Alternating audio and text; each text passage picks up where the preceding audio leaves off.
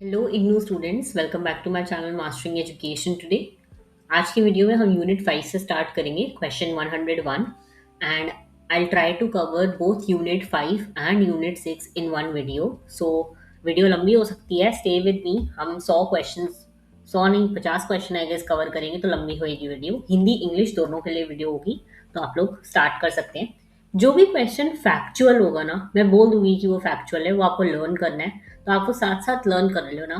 Pause करके चाहे 2 minute learn कर लेना, बट मैं एक्सप्लेन नहीं करूंगी ज़्यादा, क्योंकि वो फैक्ट है, उसमें कोई एक्सप्लेनेशन नहीं आता। ठीक है, जैसे क्वेश्चन नंबर 1 देखो, question 101। India needs about what percentage of its total geographical area under forest cover to meet ecological and economic needs? Okay, answer है 33%। ओके, हिंदी वाले भी देखो, भारत को अपनी पारिस्थितिकी और आर्थिक आवश्यकताओं को पूरा करने के लिए कुल भौगोलिक क्षेत्र का कितना प्रतिशत वन आवरण के अंतर्गत चाहिए? तो 33% इसका आंसर है। ऑलराइट, देखो, बेसिकली आपको ये बोल रहे हैं कि इंडिया की जो नेशनल फॉरेन फॉरेस्ट पॉलिसी आई थी 1988 की, उसमें रिकमेंड करा गया था कि देश का जो है लगभग 33% जोग्राफिकल एरिया पर फॉरेस्ट या ट्री कवर होना ही चाहिए। इससे जो है इकोलॉजिकल बैलेंस होएगा, रेनफॉल साइकिल वगैरह मेंटेन होगी, बायोडाइवर्सिटी कंजर्व होगी और सॉइल इरोजन भी कंट्रोल होगा। तो 33% तो हमें चाहिए ही चाहिए। ठीक है, फॉरेस्ट होने चाहिए 33% एरिया में। क्वेश्चन नंबर 102 से स्टार्ट करते हैं अब हम। Which of the following is not a major cause of deforestation? Very easy question. Deforestation पता है क्या होता है? पेड़ों का कटना। ऑल राइट, अब देखो, फॉरेस्ट फायर होगी तो ऑब्वियसली पेड़ों को नुकसान होगा। पेस्ट अटैक्स होंगे, कीड़े मकोड़े पेड़ खा जाएंगे तो भी नुकसान होगा। पॉपुलेशन एक्सप्लोजन, पॉपुलेशन बढ़ेगी तो उतना ज़्यादा हमें लैंड चाहिए होएगा घर वर बनाने के लिए, उनके लिए स्कूल हॉस्पिटल बनाने के लिए, तब भी फॉरेस्ट कटेंगे। Rise in atmospheric carbon dioxide, इससे तो कभी नहीं हो सकता, क्योंकि प्लांट्स एंड ट्रीज तो कार्बन डाइऑक्साइड लेते हैं और ऑक्सीजन प्रोड्यूस करते हैं। तो आंसर क्या है? Option D. Okay, not a major cause बोला था। ऑलराइट, हिंदी वाले, निम्नलिखित में से कौन वनों की कटाई का प्रमुख कारण नहीं है? तो इसका आंसर है वायुमंडलीय कार्बन डाइऑक्साइड में वृद्धि। ओके, क्वेश्चन नंबर 103 देखते हैं अब हम। Which statement about the economic significance of forest is not correct? Question क्या पूछ रहा है पहले ये लीजिए, यहाँ पे नॉट करेक्ट पूछा गया, मतलब हमें गलत स्टेटमेंट आइडेंटिफाई करनी है। ओके, देखो, इंडिया में ना लाखों ट्राइबल फैमिलीज अपनी डेली लाइफ के लिए फॉरेस्ट पर डिपेंड करती हैं। फॉरेस्ट से उन्हें फूड मिलता है, फ्यूल मिलता है, मेडिकल प्लांट्स वगैरह मिलते हैं, और भी बहुत सारी चीज़ें मिलती हैं। तो बहुत सारी जो ट्राइबल कम्युनिटीज़ हैं, उनकी इनकम और कल्चर दोनों फॉरेस्ट से जुड़े होते हैं। ठीक है, इसलिए इसमें अब देखो, हमें बताना है कि कौन सा ऑप्शन करेक्ट नहीं है, कि हमें बताना है फॉरेस्ट किस लिए इंपॉर्टेंट नहीं है। Forest have no role in supporting tribal livelihoods, ये स्टेटमेंट तुम्हें कहीं से लग रही है सही? उनका तो रोल होता है ना। Forest provide food fodder and fuel, yes correct है। Forest hold the key to produce products like pharmaceuticals and pesticides, correct है। Forest protect watersheds and ensure water fresh water supply, correct है। D, हमें बताना था कि ऐसा कौन सा है जो नॉट करेक्ट है। तो forest have no role in supporting tribal livelihoods, this is not correct. उनका रोल है सपोर्ट में ट्राइबल लाइवलीहुड्स का, तो इसलिए डी ऑप्शन। ओके, वनों के आर्थिक महत्व के बारे में कौन सा कथन सही नहीं है? तो डी, वनों की आदिवासी आजीविका के समर्थन में कोई भूमिका नहीं है। Okay, question number 104। Social forestry mainly aims to, अब देखो, इस क्वेश्चन में आपको पहले तो समझना पड़ेगा कि सोशल फॉरेस्ट्री होती क्या है। देखो, सोशल फॉरेस्ट्री में सोशल वर्ड है। सोशल का मतलब क्या होता है? सोसाइटी के लिए फॉरेस्ट्री। ठीक है, तो इसका पर्पस है फॉरेस्ट को सिर्फ बचाना नहीं, बल्कि लोगों की डेली नीड्स को भी पूरा करना। इसमें villages, community, land, private waste land, ये सब आते हैं, ताकि लोगों को जो है खाना और फॉडर, फ्यूल वूल, छोटे मोटे जो फॉरेस्ट के प्रोडक्ट होते हैं वो आसानी से मिल सके, और इससे नेचुरल फॉरेस्ट पर प्रेशर भी कम होता है। ठीक है, तो ये होती है सोशल फॉरेस्ट्री। हमें फॉरेस्ट को बचाना है, सिर्फ बचाने के लिए नहीं, लोगों की डेली नीड्स पूरी करने के लिए भी। ठीक है, तो इसका मेन एम क्या होता है? देखो, बी ऑप्शन करेक्ट है, growing trees on community and private wasteland for local needs. Social forestry का मेन एम क्या ये होगा कि रिस्ट्रिक्ट कर दें फॉरेस्ट को, ताकि इंडस्ट्री यूज ना कर सके। अगर ऐसा होगा तो सोशल सोसाइटी की नीड्स कैसे पूरी होगी? नहीं ना। एलिमिनेटिंग ट्रेडिशनल फॉरेस्ट राइट्स, ऐसा भी नहीं हो सकता। Converting forest into farm land, ये भी नहीं हो सकता, क्योंकि हमें फॉरेस्ट की जो बनाए हुए प्रोडक्ट्स है वो भी तो चाहिए। तो इसलिए option B, growing trees on community and private wasteland for local needs, ठीक है।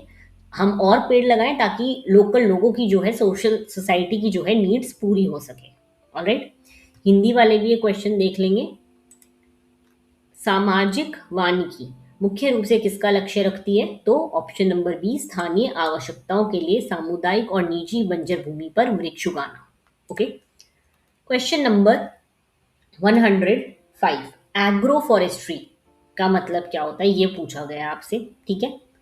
देखो, पहले तो सिंपल लैंग्वेज में समझते हैं कि वर्ड है क्या ये एग्रो फॉरेस्ट्री।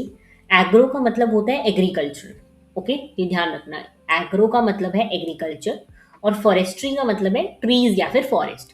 यानी कि एग्रो फॉरेस्ट्री एक ऐसा लैंड यूज सिस्टम है जहां एक ही जमीन पर ट्रीज के साथ क्रॉप्स और कभी कभी लाइफ स्टॉक भी रखे जाते हैं, ठीक है। तो इससे क्या होता है, एक ही लैंड से मल्टीपल बेनिफिट होते हैं। फार्मर को क्रॉप भी मिलती है, ठीक है। ट्रीज से उन्हें फ्यूल वुड के लिए लकड़ी वगैरह भी मिलती है। ट्रीज सॉइल इरोजन से भी बचाते हैं और इसके साथ साथ बायोडाइवर्सिटी और सॉइल फर्टिलिटी भी इंप्रूव होती है। तो इसका आंसर है a land use system combining trees with crops और लाइफ स्टॉक। यानी कि एक ही लैंड में वो ट्रीज भी उगा रहे हैं, क्रॉप्स भी उगा रहे हैं, साथ साथ भेड़ बकरी वगैरह को भी पाल रहे हैं। Okay, option number B. कृषि वानिकी से क्या तात्पर्य है? तो इसका आंसर है एक भूमि उपयोग प्रणाली जो वृक्षों को फसलों और या फिर पशुधन के साथ जोड़ती है। Okay, question number 106, the Chipko movement, sorry, the Chipko movement, a landmark forest conservation movement in India, originated in Uttarakhand then Uttar Pradesh. Okay, option number B याद रखोगे। चिपको आंदोलन भारत में वन संरक्षण का एक ऐतिहासिक आंदोलन कहाँ से शुरू हुआ? तो इसका आंसर है उत्तराखंड, पहले उत्तर प्रदेश। ओके, ठीक है, ये पूरा आपका फैक्चुअल क्वेश्चन है, इसको याद रखना है आपको। चिपको मूवमेंट पता है ना कि क्या हुआ था? गढ़वाल हिमालयस में स्टार्ट हुआ था ये 1970s में। विलेजर्स ने ट्रीज को हक करा था कटने से रोकने के लिए। Okay, question number 107, joint forest management JFM involves cooperation between forest departments and local communities. ये भी फैक्चुअल क्वेश्चन है, इसमें कुछ समझने वाली जरूरत नहीं है। JFM मतलब जॉइंट फॉरेस्ट मैनेजमेंट होता है। यहाँ पे आपको याद रखना है कि इस मॉडल में फॉरेस्ट डिपार्टमेंट और लोकल कम्युनिटीज दोनों मिलकर फॉरेस्ट की प्रोटेक्शन, मैनेजमेंट और कंजर्वेशन करते हैं। सिर्फ गवर्नमेंट या सिर्फ विलेजर्स अकेले काम नहीं करते, दोनों मिलके करते हैं, ठीक है। तो not only the local communities, not only the government, only private नहीं, दोनों मिलकर, तभी नाम जॉइंट है। देखो, थोड़ा सा कॉमन सेंस भी लगाना, जॉइंट, तो जॉइंट में दो लोग ही तो आएंगे, ओनली ओनली तो आएगा नहीं ना, है ना।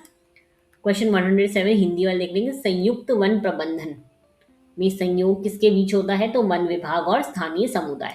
ओके, मूव करते हैं नेक्स्ट क्वेश्चन पे, that is question number 108, non timber forest products क्या होते हैं, ये देखने हैं हमें बेसिकली। तो देखो, पहले समझते हैं क्या होते हैं। नाम से ही क्लियर हो रहा है, ये फॉरेस्ट से मिलने वाले ऐसे प्रोडक्ट होते हैं जो टिम्बर यानी कि लकड़ी नहीं होते, इनमें लकड़ी वगैरह का कोई यूज नहीं होता। तो हमें फॉरेस्ट से क्या मिलता है? फ्रूट्स मिलते हैं और मेडिसिनल प्लांट्स मिलते हैं, हनी मिलता है, फाइबर मिलता है, कई फॉरेस्ट के हर्ब्स बहुत इंपॉर्टेंट होते हैं, तो ये सब, ठीक है। तो आंसर क्या है? देखो, वुड का तो इस्तेमाल ही नहीं हो रहा, नॉन टिम्बर की बात करी है, तो वुड वाले तो ऑप्शन ही हट जाएंगे और ओनली सॉन टिम्बर का भी नहीं होगा क्योंकि नॉन टिम्बर है, टिम्बर का तो यूज ही नहीं है। तो ऑप्शन बी करेक्ट है। ऑलराइट, गैर लकड़ी, समझ आ गया वन उत्पादों में क्या शामिल नहीं है? गैर लकड़ी। अब लकड़ी वाला तो ऑप्शन ही हट जाएगा ना, जब लकड़ी की तो बात ही नहीं हो रही। तो ऑप्शन नंबर बी। ओके,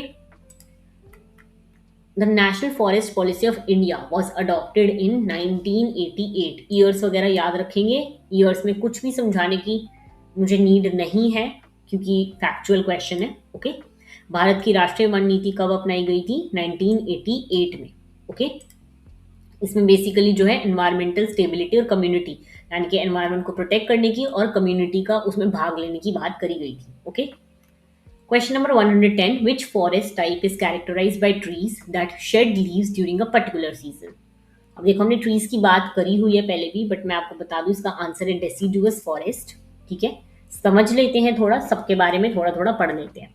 देखो डेसिडियस का मतलब ही होता है लीफ शेडिंग, ठीक है, इस वर्ड का मतलब ही है, यानी ऐसे पेड़ जो साल के एक पर्टिकुलर सीजन, ज्यादातर ड्राई सीजन या फिर ऑटम में अपनी पत्तियां गिरा देते हैं, ठीक है। तो यही पूछा गया था क्वेश्चन में भी। ये एडेप्टेशन इसलिए होती है ताकि पेड़ वाटर लॉस को कम कर सके। जब पानी की कमी होती है तो लीव्स गिराने देने से ट्रांसपिरेशन कम होता है और पेड़ पानी बचा सकता है, ठीक है।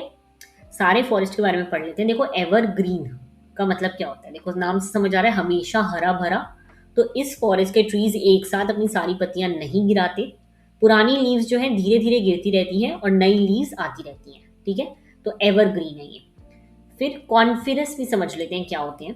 तो देखो कॉन्फिरस फॉरेस्ट में पाइन, फिर और डियोडर जैसे ट्रीज होते हैं। इनकी लीव्स नीडल लाइक होती हैं, ऐसे वाली जो होती है ना, ऐसे वाली, ऐसे, ठीक है, वो वाली होती हैं। और ये जनरली कोल्ड रीजन में पाए जाते हैं, माउंटेन्स वगैरह पे, ओके। मैंग्रोव की अगर हम बात करें तो मैंग्रोव फॉरेस्ट कोस्टल एरिया में पाए जाते हैं जहाँ सॉल्टी या ब्रैकिश वाटर होता है। सॉल्टी ब्रैकिश वाटर हमने पढ़ा है क्या होता है, बेसिकली सी ओशियंस के पास होते हैं मैंग्रोव फॉरेस्ट, ठीक है। इनकी खासियत ये होती है कि सीजनल लीव शेडिंग नहीं बल्कि सॉल्ट टॉलरेंस और स्पेशल ब्रीथिंग रूट्स होती हैं इनके अंदर, ठीक है। तो ये काम करते हैं। चारों ट्रीज के बारे में आपको बता दिया मैंने, हिंदी वाले भी देख लेंगे। किस वन प्रकार में वृक्ष एक विशेष मौसम में पत्तियां गिराते हैं, तो इसका आंसर है पर्णपाती, दैट इज डेसिडियस। सदाबहार देख लिया, हमेशा हरे भरे रहते हैं। शंकुधारी हमने देख लिया जो माउंटेन्स वगैरह पे होते हैं, ठीक है। और मैंग्रोव जो कोस्टल एरियाज के पास होते हैं, ओके। क्वेश्चन नंबर 111 देखते हैं अब हम। Tropical evergreen forest are typically found in regions with, देखो पता, लो एंड सीजनल रेनफॉल तो होगा नहीं। यहाँ पे कौन से होंगे, हमने जो अभी पढ़े डेसिडियस, ठीक है। कोल्ड ड्राई क्लाइमेट में हमने पढ़े अभी कॉन्फिरस, ठीक है। डेजर्ट वगैरह में भी हो सकते हैं ये। तो इसका आंसर है B, high and well distributed rainfall throughout the year, तभी ये हरे भरे रहते हैं पूरे साल में, ओके। उष्णकटिबंधीय सदाबहार वन आमतौर पर किन क्षेत्रों में पाए जाते हैं, उच्च और पूरे वर्ष अच्छी तरह वितरित वर्षा, ठीक है। हिंदी मेरी ऐसी है, थोड़ा सा एडजस्ट कर लेना, ठीक है। साथ साथ पढ़ लो, क्वेश्चन समझने वाला तो कुछ था नहीं इसमें as such, okay. Question number 112 की बात करते हैं अब हम।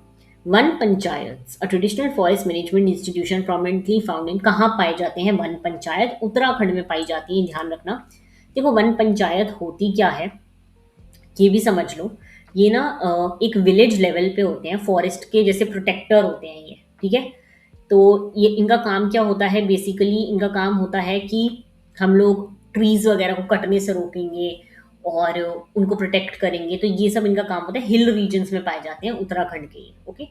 वन पंचायत, पारंपरिक वन प्रबंधन संस्था वन पंचायत मुख्य रूप से कहाँ पाई जाती हैं, उत्तराखंड में, ऑलराइट। अब हम आते हैं नेक्स्ट क्वेश्चन पे, that is question number 113।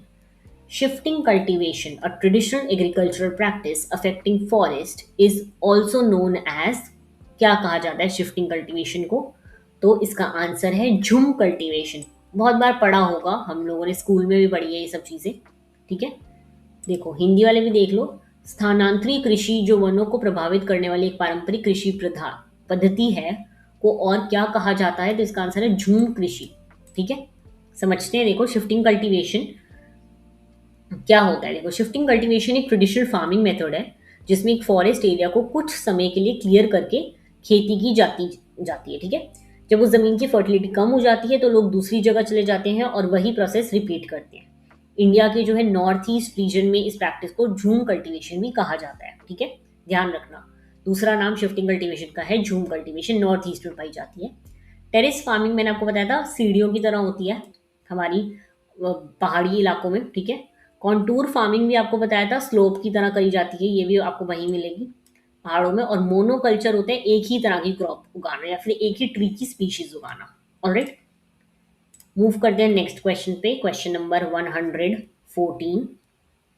The primary purpose of Silvi culture is, अब समझना पड़ेगा हमें यहाँ पे कि सिल्वी कल्चर क्या होता है। तो देखो सिल्वी कल्चर एक साइंस और प्रैक्टिकल मेथड है जिसमें फॉरेस्ट ट्रीज को ग्रो करना, उन्हें प्रोटेक्ट करना, मैनेज करना और रीजनरेट करना सिखाया जाता है, ठीक है। तो इसका ऑब्जेक्टिव होता है कि फॉरेस्ट हेल्दी रहें, उनकी प्रोडक्टिविटी बनी रहे और उनका सस्टेनेबल यूज हो सके, ओके। यही होता है सिल्वी कल्चर। इसका आंसर है cultivation and management of forest trees, okay, option number A. One विज्ञान का प्राथमिक उद्देश्य क्या होता है? देखो, वन, नाम ही वन आ रहा है इसमें, तो ये तीनों ऑप्शन तो वैसे ही कैंसिल हो गए ना, तो इसका आंसर वन वृक्षों की खेती और प्रबंधन। ओके, मूव करते हैं नेक्स्ट क्वेश्चन पे, that is question number 115। Which is a direct ecological function of forest? Very easy. देखो, इकोलॉजिकल फंक्शन पूछ रहा है, फॉरेस्ट का क्या होता है, पहले समझते हैं कि क्वेश्चन पूछ क्या रहा है यहाँ पे। देखो, फॉरेस्ट ना हमारे इन्वायरमेंट के लिए बहुत इंपॉर्टेंट है। ये लोग क्लाइमेट को भी रेगुलेट करते हैं। जो इतनी ग्लोबल वार्मिंग बढ़ रही है, इतना ज़्यादा टेम्परेचर हाई जा रहे हैं, ये सब इसीलिए जा रहा है क्योंकि हम लोगों ने इतने पेड़ों की कटाई कर दी है। हम लोग को लगता है कि हम इंडस्ट्रियाँ ग्रो कर लें, हाईवे बना लें, ये सब कर लें, हम फॉरेस्ट को नुकसान पहुंचा के अपना ही नुकसान कर रहे हैं। ठीक है, क्योंकि फॉरेस्ट वगैरह क्लाइमेट को भी रेगुलेट करते हैं, क्योंकि ये कार्बन डाइऑक्साइड एब्जॉर्ब करते हैं, टेम्परेचर को बैलेंस रखने में मदद करते हैं। साथ ही जो है पेड़ों की रूट्स जो है सॉइल को मजबूती से पकड़ कर रखती है, जिससे सॉइल इरोजन वगैरह नहीं होता। जो इतने साल हमने पिछले साल फ्लड्स देखे थे, वो इसीलिए आए थे क्योंकि फॉरेस्ट की कटाई बहुत हुई है।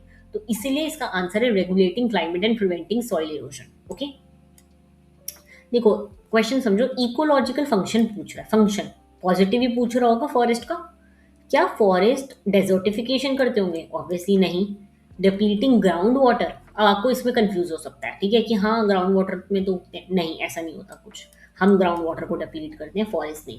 रिड्यूसिंग रेनफॉल, अरे फॉरेस्ट ज़्यादा पेड़ लगने से तो रेनफॉल होने के अच्छे चांसेस होते हैं, तो ये भी नहीं हो सकता। तो आंसर क्या है? Option A.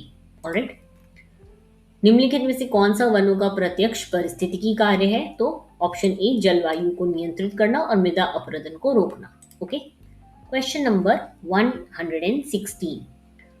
The loss of forest cover due to conversion to non-forest uses is termed as deforestation। हम पेड़ों की कटाई करते हैं, forest, loss of forest cover यही है, एक लैंड क्लियर कर देना फॉरेस्ट का, क्योंकि हमें अपने यूज के लिए चाहिए वो, तो इसको डिफॉरेस्टेशन ही कहते हैं। ओके, गैर वन उपयोगों में परिवर्तन के कारण वन आवरण की हानि को क्या कहा जाता है? तो इसको कहा जाता है वन की कटाई, यानी कि डिफॉरेस्टेशन। ओके, क्वेश्चन नंबर 117 देखते हैं अब हम। अब इसमें पूछा गया रीफॉरेस्टेशन क्या होता है। देखो, ए फॉरेस्टेशन होता है नए पेड़ लगाना, रीफॉरेस्टेशन होता है रीप्लांटिंग ट्रीज इन एरियाज जहां में पहले जो है पेड़ थे, बट आपने वो क्लियर करा क्योंकि आपको कुछ बनाना था।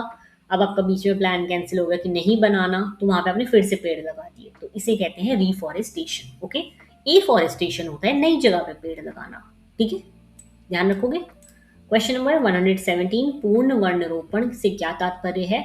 तो उन क्षेत्रों में वृक्ष फिर से लगाना जहां पहले वन साफ किया गया था। Alright, question number 118, which international body publishes periodic global forest resource assessment? इसका आंसर है FAO, food and agricultural organisation.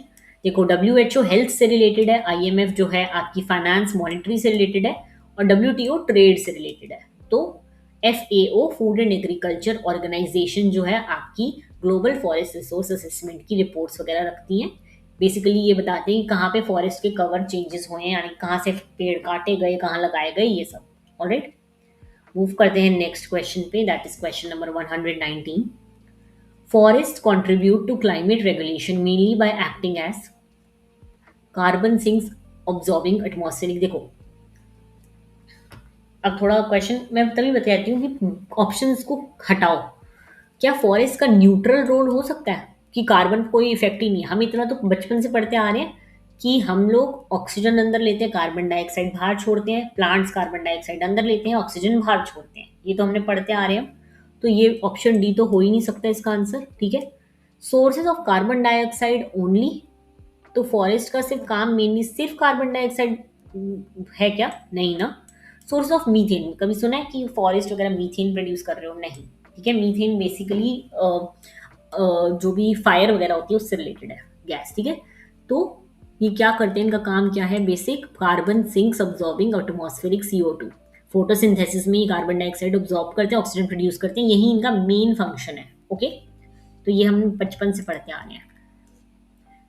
Question number 118 same था, इसमें हिंदी इंग्लिश वालों का कोई लेना देना नहीं है। ओके, 119, वन जलवायु नियमन में मुख्य रूप से किस रूप में योगदान करते हैं? तो वायुमंडलीय CO2 को अवशोषित करने वाले carbon sink. Okay, question number 120, the main threat posed by monoculture plantation replacing natural forest is. देखो, अब क्वेश्चन नंबर 120 समझना। मोनोकल्चर मैंने आपको पढ़ाया था, अभी क्या होता है मोनोकल्चर, जब हम एक ही तरह की जो है क्रॉप को उगा रहे होते हैं, ठीक है। मोनोकल्चर प्लांटेशन का मतलब होता है बहुत बड़े एरिया में सिर्फ एक ही स्पीशीज से ट्री लगाना, जैसे कि सिर्फ एक तरह का कोई प्लांट लगा देना, ठीक है। नेचुरल फॉरेस्ट में कई तरह के प्लांट, बर्ड्स, इंसेक्ट, एनिमल रहते हैं, तो इस वजह से बायोडाइवर्सिटी ज्यादा होती है और इकोसिस्टम भी वहां का स्ट्रांग रहता है।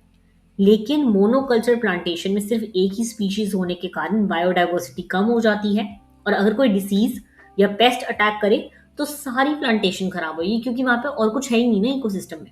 तो इसका आंसर क्या है, रिड्यूस्ड बायोडाइवर्सिटी कम हो जाएगी वहां से जब हम एक ही तरह के प्लांट्स लगाएंगे, और इकोसिस्टम में रेजिलियंस भी नहीं होगा, कोई आपको अटैक कर देंगे पेस्ट वगैरह तो आपका जो है सारी प्लांटेशन खराब होगी। ओके। क्वेश्चन नंबर 120, प्राकृतिक वनों की जगह लेने वाले एकल फसल वृक्षारोपण से क्या मुख्य खतरा रहता है, तो जैव विविधता और पारिस्थितिकी तंत्र की लचीलापन में कमी। Okay. Question 122, mangrove forest are specially valuable along coast line because they act as a natural buffer against storm, cyclones and tsunamis. ये हम पढ़ चुके हैं, पिछले यूनिट्स में हमने क्वेश्चन पढ़ा था। ऑलराइट। 121, मैंग्रोव वन तट रेखाओं के साथ विशेष रूप से मूल्यवान क्यों है, तूफान, चक्रवात और सुनामी आने में रोकते हैं ये। Okay. The term deforestation hotspot refers two reasons with, अब देखो ये भी फैक्ट है, इसमें लर्न करने की जरूरत ज्यादा है आपको। देखो, डिफॉरेस्टेशन हॉटस्पॉट क्या होता है, जहां पे ना बहुत ज्यादा फॉरेस्ट लॉस हुआ हो उसको हम कहते हैं, बेसिकली उन रीजन्स को कहा जाता है जहां बहुत तेजी से फॉरेस्ट का डिस्ट्रक्शन या लॉस हो रहा हो, और ये एरिया जो है एनवायरमेंटल कंसर्न का सब्जेक्ट होते हैं, क्योंकि यहाँ बायोडाइवर्सिटी, वाइल्ड लाइफ और इकोसिस्टम सबसे ज्यादा थ्रेट में होता है, ठीक है। तो इसका आंसर है high rates of forest loss. Okay. देखो, डिफॉरेस्टेशन तो पता ही है क्या होता है आपको, पेड़ों का कटना। तो high rates of forest loss लग रहा है हमें ऑप्शन, और ऑप्शंस को आप हटाओ, no forest cover at all, ये आपको लग सकता है। लेकिन हाई रेट्स ऑफ एफॉरेस्टेशन तो बिल्कुल नहीं हो सकता, स्टेबल फॉरेस्ट कवर भी नहीं हो सकता, ठीक है। तो एरियाज ऐसे होते हैं जहां पे बहुत ज्यादा फॉरेस्ट लॉस हो रहा होता है। ऑलराइट। हिंदी वाले भी देख लो, वनों की कटाई हॉटस्पॉट शब्द किन क्षेत्रों को संदर्भित करता है, तो वन हानि की उच्च दर वाले क्षेत्र। ऑलराइट। क्वेश्चन नंबर 123 पे मूव करते हैं अब हम। Community based forest management empowers local people mainly due, देखो अगर लोकल लोगों में फॉरेस्ट के प्रति उन्हें पता होगा कि फॉरेस्ट बचाने जरूरी क्यों है, फॉरेस्ट हमें हेल्प करते हैं, तो वो लोग क्या करेंगे, सस्टेनेबली यूज करेंगे, ध्यान से यूज करेंगे और प्रोटेक्ट करेंगे फॉरेस्ट रिसोर्सेज को अपने बेनिफिट्स को छोड़कर। ओके। इजी इजी था, sustainably use and protect forest resources with stake in benefits. Hindi वाले भी देख लें, सामुदायिक आधारित वन प्रबंधन मुख्य रूप से स्थानीय लोगों को क्या करने के लिए सक्षम बनाता है, तो लाभों में हिस्सेदारी के साथ वन संसाधनों का सत्य उपयोग और संरक्षण। Okay. Question number 124, which of these is a major direct economic benefit derived from forest. देखो, मेजर बेनिफिट बहुत इजी है, सोलर एनर्जी सन से मिलती है, मिनरल ऑयल हमें खानों से मिलता है, और खान होती है ना वो सब, ठीक है। ओशन फिशरीज का कोई लेना देना नहीं है, फॉरेस्ट तो टिम्बर और फ्यूल वुड ही तो वो आंसर। ओके। वनों से प्राप्त मुख्य प्रत्यक्ष आर्थिक लाभ कौन सा है, तो लकड़ी और ईंधन की लकड़ी। ओके। इजी था, कोई इतना डिफिकल्ट नहीं था। तो ये हमने जो है unit, I guess unit 5 cover कर लिया है, तो हमने अराउंड 124 क्वेश्चन यहाँ तक कवर कर लिए हैं। अब हम मूव करेंगे क्वेश्चन नंबर 125 पे, that is unit 6, biodiversity value and services. Okay. इस वाले यूनिट में 24 ही क्वेश्चन थे, क्योंकि 24 ही क्वेश्चन इंपॉर्टेंट थे इस यूनिट के हिसाब से। ओके। नेक्स्ट यूनिट में आपको फिर से 25 क्वेश्चन मिलेंगे। मूव करते हैं हम नेक्स्ट यूनिट की तरफ, that is unit 6। Alright. Unit 6 में हम क्वेश्चन 125 देखते हैं। Genetic diversity is related to, अब देखो यहाँ पे भी आपसे पूछा गया है एक तरह का डेफिनेशन कि जेनेटिक डाइवर्सिटी क्या होती है, तो आंसर है इसका diversity in the number and types of genes within a species. देखो कितने सारे जीन्स प्रेजेंट हैं, कितनी अलग अलग तरह की स्पीशीज प्रेजेंट हैं, ये बात होती है जेनेटिक डाइवर्सिटी में। ऑलराइट। तो ये डेफिनेशन आपको याद रखनी है यहाँ पे। हिंदी वाले भी ये वाला क्वेश्चन देख लेंगे। आनुवंशिक विविधता किससे संबंधित है? तो इसका आंसर है किसी प्रजाति के भीतर जीनों की संख्या और प्रकार में विविधता। ऑलराइट, थोड़ा समझ लेते हैं क्वेश्चन को, जेनेटिक डाइवर्सिटी को। देखो, जेनेटिक डाइवर्सिटी का मतलब होता है एक ही स्पीशीज के इंडिविजुअल के जीन्स में वेरिएशन होना। यानी कि अब देखो, टाइगर्स, लेपर्ड्स, कैट्स, ये सब एक ही फैमिली से, कैट फैमिली से है ना, लेकिन इनकी जेनेटिक डाइवर्सिटी है ना, अलग अलग जीन्स हैं सब में, इसलिए थोड़े अलग दिखते हैं। सबके अलग अलग, कोई कार्निवोर्स में आता है, कोई हर्बीवोर्स में आता है, सबके अलग अलग चीजें हैं। तो यही होती है जेनेटिक डाइवर्सिटी कि एक ही स्पीशीज के अंदर कितनी अलग अलग जीन्स की वैरायटी है। ठीक है, जैसे सभी ह्यूमंस की एक ही स्पीशीज है तो सारे इंसान ही, लेकिन सबका स्किन कलर, आई कलर, सब कुछ अलग अलग है। इसी तरह आपको जेनेटिक डाइवर्सिटी प्लांट्स में भी मिलती है और इसी तरह एनिमल्स में भी। ओके, तो यही होती है जेनेटिक डाइवर्सिटी। मूव करते हैं हम नेक्स्ट क्वेश्चन पे, that is question number 126। Biodiversity hotspots are regions of high. अब देखो, क्वेश्चन को मैंने यही कहा था ना, प्रोडक्टिविटी और बायोडाइवर्सिटी का कोई लेना देना है? ये तो ट्रीज से रिलेटेड होगा, प्रोडक्टिविटी नहीं। डेंसिटी ऑफ एलियन स्पीशीज, इसका भी कोई लेना देना। इंडस्ट्रियल एक्टिविटी का भी कोई लेना, बायोडाइवर्सिटी की बात हो रही है। तो ऑप्शन बी ही करेक्ट लग रहा है, endemism combined with high habitat loss. ठीक है, तो यही। ओके, समझ लेते हैं फिर भी थोड़ा बहुत। देखो, बायोडाइवर्सिटी हॉटस्पॉट ऐसे एरिया हो जब हमने अभी पढ़ा था, पीछे वाले क्वेश्चन में भी हमने पढ़ा था यहाँ पे, डिफॉरेस्टेशन हॉटस्पॉट, जहाँ पे बहुत ज्यादा लॉस हो रहा होता है, ऐसे बायोडाइवर्सिटी होते हैं जहाँ पे हैबिटेट का लॉस हो रहा है, क्योंकि हमने पेड़ वगैरह काट दिए तो वहां से एनिमल्स वगैरह भी चले जाएंगे और छोटे बॉम्ब्स वगैरह, बैक्टीरिया, ये सब भी चले जाएंगे, तो यहाँ पे हैबिटेट का लॉस होना स्टार्ट हो जाता है हमें। ठीक है, तो ये होती है स्पेसिफिकली एंडेमिक स्पीशीज, यहाँ से चली जाती है। यानी कि एंडेमिक मतलब जो एक एरिया में स्पेसिफिक होती हैं। ओके, वो यहाँ से जाने लग जाती हैं। ऑलराइट, तो इस चीज का ध्यान रखना। हिंदी वाले भी देख लेंगे क्वेश्चन। जैव विविधता हॉटस्पॉट किन क्षेत्रों को कहा जाता है? तो इसका आंसर है उच्च स्थानिकता के साथ आवास हानि के उच्च जोखिम वाले क्षेत्र। ठीक है, हैं क्वेश्चन नंबर 127 से, which statement about biodiversity is not true. ठीक है, हमें यहाँ पे ये बताना है कि कौन सी स्टेटमेंट गलत है। ओके, तो देखा जाए तो यहाँ पे ऑप्शन सी गलत है। ये स्टेटमेंट गलत इसलिए है, इसका करेक्ट आंसर बन जाता है क्योंकि क्वेश्चन में पूछा गया नॉट ट्रू। देखो, वर्टिब्रेट्स मतलब जिन एनिमल के पास बैकबोन होती है, ओके, जैसे कि ह्यूमंस हो गए, डॉग्स हो गया, बर्ड्स हो गया, ये सब है। लेकिन अर्थ पर हमें पता है सबसे ज्यादा ऑर्गेनिज्म वर्टिब्रेट्स नहीं होते, सबसे ज्यादा इनवर्टिब्रेट होते हैं, जैसे कि इंसेक्ट्स वगैरह। ऑलराइट, तो ये मिलियन ऑफ स्पीशीज में मिलते हैं और वर्टिब्रेट से बहुत ज्यादा अबंडेंट है, इसलिए यहाँ पे ऑप्शन सी जो है इनकरेक्ट है। ओके, ऑप्शन ए करेक्ट है, the most visible component of biodiversity species diversity, ये करेक्ट स्टेटमेंट है बायोडाइवर्सिटी के बारे में। Islands and coastal stretches of India show high endemic species, जो वहां के लिए पर्टिकुलर है, ये भी करेक्ट है। Biodiversity hotspots are under constant threat, ये भी करेक्ट है। ओके, तो जो नहीं है करेक्ट वो ऑप्शन सी हुआ। ओके, हिंदी वाले भी देख लेंगे, जैव विविधता के बारे में कौन सा कथन सत्य नहीं है? तो इसका आंसर है कशेरुकी पृथ्वी पर सबसे प्रचुर जीवन रूप है। Okay, option C. Question number 128 पे मूव करते हैं। देखो, क्वेश्चन 128 हमसे पूछ रहा है, how many recognised biodiversity hotspots are found in India? तो आंसर है 4।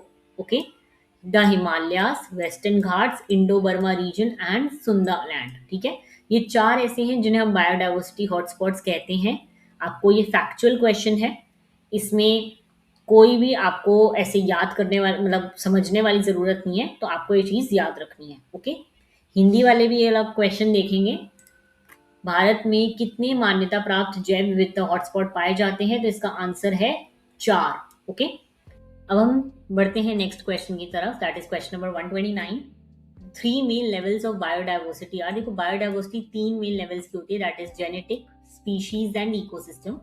जेनेटिक में ह्यूमंस वगैरह आ जाते हैं कि देखो, ह्यूमंस में वेरिएशंस होते हैं हम एक ही स्पीशीज के, एक ही जेनेटिक्स के, लेकिन हम सबके अपीयरेंस अलग है, सब कुछ अलग है, स्किन कलर, आई कलर, ये सब। ठीक है, दूसरी है स्पीशीज। स्पीशीज में क्या आते हैं, जैसे कि different types, tiger, Lions, cats, ये सब अवेलेबल हैं एक जगह पर, एक इकोसिस्टम में, तो वो चीज। और फिर है इकोसिस्टम की डाइवर्सिटी। इकोसिस्टम में आपके आ जाते हैं, देखो, वाटर अलग होता है इकोसिस्टम का, मतलब एक्वाटिक इकोसिस्टम अलग है, लैंड अलग है, ये सब। ओके, मूव करते हैं क्वेश्चन नंबर 129। आनुवंशिक प्रजाति और पारिस्थितिकी तंत्र की विविधता। ओके, मूव करते हैं क्वेश्चन 130 की तरफ। Which country is considered a mega diverse country due to its exceptionally rich biodiversity? तो इसका आंसर है इंडिया। ऑलराइट, इंडिया को मेगा डाइवर्स कंट्री कहा जाता है क्योंकि यहाँ बायोडाइवर्सिटी बहुत ज्यादा है। दुनिया के सिर्फ 17 मेगा डाइवर्स कंट्रीज में इंडिया भी शामिल है, 17 है इसके अलावा और। ठीक है, हिंदी में भी देख लो, कौन सा देश अपना असाधारण रूप से समृद्ध जैव विविधता के कारण मेगा डाइवर्स देश माना जाता है? तो इसका आंसर है option A, Bharat. Okay, question number 131। ecosystem services that directly provide goods like food, water and timber are called? इसका आंसर है प्रोविजनिंग सर्विसेज, ऑप्शन बी। समझ लेते हैं। देखो, प्रोविजनिंग सर्विसेज का मतलब होता है वो चीजें जो हमें इकोसिस्टम से डायरेक्टली मिलती हैं। ठीक है, जैसे कि फूड हो गया, फ्रेश वाटर हो गया, फ्यूल वुड हो गया, फाइबर हो गया, ये सब डायरेक्ट प्रोडक्ट हैं जो नेचर हमें प्रोवाइड करता है, इसलिए इसका आंसर है प्रोविजनिंग सर्विसेज। दूसरी भी देख लेंगे हम। रेगुलेटिंग सर्विसेज क्या होती है? रेगुलेटिंग सर्विसेज मतलब कि डायरेक्ट प्रोडक्ट्स नहीं देते, क्लाइमेट कंट्रोल, फ्लड कंट्रोल, ये सब का काम करते हैं। ठीक है, सपोर्टिंग सर्विसेज ये इकोसिस्टम को चलाने के लिए बेसिक प्रोसेसेस प्रोवाइड करते हैं। ठीक है, जैसे कि न्यूट्रिएंट साइकिलिंग, सॉइल फॉर्मेशन, ये सब। और कल्चरल सर्विसेज रिक्रिएशनल, टूरिज्म वगैरह के लिए। ओके, हिंदी में भी देख लेंगे। पारिस्थितिकी तंत्र सेवाएं जो सीधे भोजन, जल और लकड़ी जैसे सामान प्रदान करती हैं क्या कहलाती हैं? प्रावधान सेवाएं। ऑलराइट, मूव करते हैं हम नेक्स्ट क्वेश्चन की तरफ, that is question number 132। Ecosystem services such as climate regulation, pollination and water purification are called regulating. अभी देखा था ना, क्लाइमेट रेगुलेशन लिखा हुआ है, यहाँ पे रेगुलेटिंग लिखा हुआ है, तो ऑप्शन नंबर बी। ओके, जलवायु नियमन, परागन और जल शुद्धिकरण जैसी पारिस्थितिकी तंत्र सेवाओं को क्या कहा जाता है? तो आंसर है नियामक सेवाएं, that is regulating services. Okay, recreational, spiritual, educational benefit में आ जाती हैं cultural services. Okay, option number C. Hindi वाला भी देख लेंगे। प्रकृति से प्राप्त मनोरंजक, आध्यात्मिक और शैक्षिक लाभों को कैसे वर्गीकृत किया जाता है? तो सांस्कृतिक सेवाएं। Okay, next, services like nutrient cycle, soil formation which underpin all other ecosystem services are known as supporting services. ये सारी चारों सर्विसेज मैंने आप लोगों को अभी बताई हैं, तो मैं इनको फिर से एक्सप्लेन नहीं कर रही। ओके, मूव करते हैं नेक्स्ट क्वेश्चन पे, that is question number 135। Species diversity, अभी मैंने आपको बताया था। देखो, variation of genes within a single species, ये क्या होता है? ये हमने पढ़ा था, डाइवर्सिटी ये इसकी नहीं होती, स्पीशीज की नहीं होती, जीन्स की डाइवर्सिटी होती है। Okay, genetic diversity. The variety and abundance of different species in a region, ये है इसका आंसर। टाइप्स ऑफ इकोसिस्टम, इकोसिस्टम वाली डाइवर्सिटी होती है। ह्यूमन पॉपुलेशन डाइवर्सिटी भी जेनेटिक होती है। ओके, तो इसका आंसर है ऑप्शन नंबर बी। 135 समझ आ गया? हिंदी देख लो। प्रजाति विविधता से क्या तात्पर्य है? तो ऑप्शन नंबर बी, किसी क्षेत्र में विभिन्न प्रजातियों को विविधता और प्रचुरता। ओके, नेक्स्ट देखते हैं क्वेश्चन नंबर 136 से। Alright, endemic species are those that are restricted to a particular geographic region and found nowhere else. Okay, endemic वो होती हैं जो एक ही जगह की, मतलब एक ही जगह से जुड़ी होती हैं और वो और कहीं पे मिलना मुश्किल होता है। मिल सकती हैं ऐसा नहीं है, बट काफी ज्यादा मुश्किल होता है। ठीक है, ओके, तो इसका ऑप्शन बी करेक्ट है। नेक्स्ट, स्थानिक एंडेमिक प्रजातियां वह हैं जो एक विशेष भौगोलिक क्षेत्र तक सीमित हैं और अन्यत्र कहीं नहीं पाई जाती। Alright, question number 137। The Western Ghats of India is recognized globally as a biodiversity hotspot mainly due to, देखो इसका आंसर है high endemism and rich species diversity under threat. Western Ghat जो है, यहाँ पे बहुत ज़्यादा हमें एंडेमिक फ्लोरा एंड फौना मिलता है, मतलब बहुत ज़्यादा पेड़ पौधे ऐसे मिलते हैं जो हमें और कहीं नहीं मिलेंगे। ठीक है, इसलिए इसको हॉटस्पॉट कहा जाता है, बायोडाइवर्सिटी हॉटस्पॉट। ओके, तो लो रेनफॉल वगैरह कोई इससे रिलेटेड नहीं है। बायोडाइवर्सिटी हॉटस्पॉट की जब भी बात होगी तो एंडेमिज्म की बात होगी ही होगी। ऑलराइट, ध्यान रखना इस चीज़ का। नेक्स्ट, आप हिंदी वाले भी देख लो। Question number 137। भारत के पश्चिमी घाट को वैश्विक स्तर पर जैव विविधता हॉटस्पॉट के रूप में मुख्यतः किस कारण मान्यता प्राप्त हुई है? तो खतरे में उच्च स्थानिक और समृद्ध प्रजाति विविधता। Okay, question number 138, the direct use value of biodiversity includes. देखो, डायरेक्ट यूज वैल्यू का मतलब है वो चीजें जो हम बायोडाइवर्सिटी से डायरेक्टली यूज करते हैं, फूड, वाटर, मेडिसिन, फ्यूल, ये सब। ठीक है, तो इसको जो है हम डायरेक्ट बेनिफिट्स लेते हैं इसके, तो इसको कहा जाता है consumptive and productive use such as food, medicine, timber. हमने पढ़ा था ये ऑलरेडी, है ना। तो भोजन, दवा और लकड़ी जैसे उपभोगात्मक और उत्पादक उपयोग। ऑलराइट, मूव करते हैं हम नेक्स्ट क्वेश्चन की तरफ, that is question number 139। The concept that biodiversity has worth simply because it exists, regardless of its usefulness to human, is termed as intrinsic value. देखो, नेचर की अपनी वैल्यू होती है, चाहे ह्यूमंस को उससे कोई डायरेक्ट बेनिफिट मिले या ना मिले। यानी कि हर प्लांट और एनिमल को जीने का अधिकार है सिर्फ इसलिए क्योंकि वो एग्जिस्ट करते हैं, तो इसको हम इंट्रिंसिक वैल्यू कहते हैं। ऑलराइट, इंस्ट्रूमेंटल वैल्यू देखो वो होती है जब बायोडाइवर्सिटी ह्यूमन के काम आती है। ओके, मार्केट वैल्यू इकोनॉमिक या कमर्शियल वैल्यू, खरीद बेच सकते हैं, और ऑप्शन वैल्यू होती है फ्यूचर यूज के लिए। ओके, ध्यान रखना है इस चीज को। यह अवधारणा की जैव विविधता का मूल्य केवल उसके अस्तित्व के कारण है, मानव के लिए उसकी उपभोक्ता के बावजूद क्या कहलाता है? अंतर्निहित मूल्य, intrinsic value. Okay, question number 140, India's national biodiversity authority was established under which act? Biological diversity act 2002। Factual question है, कुछ भी इसमें समझने की जरूरत नहीं है। ओके, ये एक्ट दिया था बेसिकली बायोलॉजिकल रिसोर्सेज को रेगुलेट करने के लिए, उनको प्रोटेक्शन के लिए, उनको मेंटेन करने के लिए। ऑलराइट, मूव करते हैं हम लोग नेक्स्ट क्वेश्चन पे, that is question number 141। Alright, pollination provided freely by insects and birds is an example of which ecosystem service? तो इसका आंसर है रेगुलेटिंग, क्योंकि बेसिकली रेगुलेशन में इसलिए क्योंकि ये जो है रिप्रोडक्शन में हेल्प करती है ना, प्लांट स्पीशीज के। तो इसलिए पॉलिनेशन हमने बच्चों ने पढ़ा है, पॉलन ग्रेन्स एनिमल्स वगैरह दूसरे प्लांट्स वगैरह पे गिरा देते हैं जिससे रिप्रोडक्शन होता है। ओके, तो रेगुलेटिंग सर्विसेज में आएगा। कीटों और पक्षियों द्वारा निःशुल्क प्रदान की जाने वाली परागण सेवा किस परिस्थितिकी तंत्र सेवा का उदाहरण है? तो ये है नियामक। ओके, रेगुलेट करती है क्योंकि चीजों को। The variety of ecosystem such as forest, wetland, grassland within a region represent ecosystem diversity, पढ़ चुके हैं हम पहले। ओके, किसी क्षेत्र के भीतर वन, आर्द्र भूमि और घास के मैदान जैसे परिस्थितिकी तंत्रों की विविधता क्या दर्शाती है? तो इसका ऑप्शन सी करेक्ट है, परिस्थितिकी तंत्र विविधता। Okay, which are the following best explain option value of biodiversity? मैंने अभी बताया था आपको, पोटेंशियल फ्यूचर, है ना, कि फ्यूचर में क्या वैल्यू होगी बायोडाइवर्सिटी, उसको कहते हैं। ओके, निम्नलिखित में से कौन सा जैव विविधता के विकल्प मूल्य की सबसे अच्छी व्याख्या करता है? तो इसका आंसर है ऑप्शन ए, अभी तक अज्ञात संभावित भविष्य के उपयोगों से प्राप्त मूल्य। भविष्य की जहां बात होगी वहां ऑप्शन वैल्यू की बात होगी। Okay, question number 144, coastal and marine biodiversity provide important services including.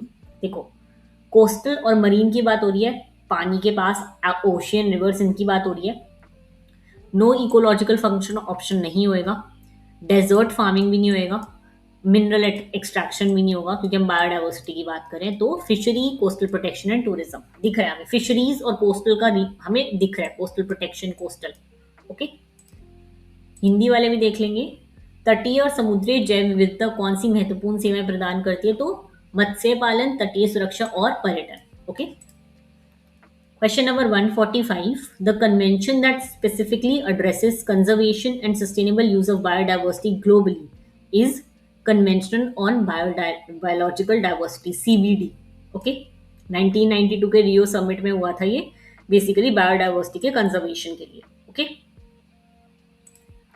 वैश्विक स्तर पर जैव विविधता के संरक्षण तथा उपयोग को विशेष रूप से संबोधित करने वाले अभिसमय क्या हैं? तो जैविक विविधता पर अभिसमय। ठीक है, CBD याद रखना, convention on biological diversity, factual question है ये। Question number 146, traditional knowledge of indigenous communities regarding medicinal plant is an example of biodiversities. क्या वैल्यू? नो वैल्यू तो होगा नहीं, नेगेटिव वैल्यू भी नहीं होगा, और मेडिसिनल प्लांट है। एस्थेटिक वैल्यू, क्या हम बीमार होते हैं तो हम एस्थेटिक के लिए बीमार होते हैं? नहीं ना, तो इसका क्या होगा? इकोनॉमिक एंड कल्चरल वैल्यू, क्योंकि देखो ट्राइबल्स के लिए बेसिकली कल्चरल वैल्यू है, क्योंकि वो इससे अपना कल्चर भी सेव रखते हैं, और इकोनॉमिक, काफ़ी सारे मेडिसिन वगैरह बनते हैं इंडिजीनियस कम्युनिटीज को जो पता होते हैं ट्रेडिशनल नॉलेज के थ्रू, तो वो सब। ओके, औषधीय पौधों के बारे में स्थानीय समुदाय को पारंपरिक ज्ञान जैव विविधता के किस मूल्य का उदाहरण है? तो आर्थिक और सांस्कृतिक मूल्य। Okay, which region of India is known for having the highest number of endemic amphibian species? तो आंसर वेस्टर्न घाट्स है। हमने वेस्टर्न घाट्स ऑलरेडी पढ़ा था कि यहाँ पे सबसे ज्यादा एंडेमिक स्पीशीज हैं। ओके, भारत का कौन सा क्षेत्र स्थानीय उभयचर प्रजातियों की सबसे अधिक संख्या के लिए जाना जाता है? तो पश्चिमी घाट। The total number of recognised global biodiversity hotspot is approximately 36। Okay, ये भी फैक्चुअल क्वेश्चन है, याद करना है आपको। कितने हैं total number of recognised global biodiversity पूरे वर्ल्ड में? 36। ओके, हिंदी वाले भी देख लेंगे। मान्यता प्राप्त वैश्विक जैव विविधता हॉटस्पॉट की कुल संख्या लगभग कितनी है? तो option C 36। Okay, question number 149, loss of keystone species from an ecosystem can lead to. देखो, कीस्टोन स्पीशीज क्या होती हैं?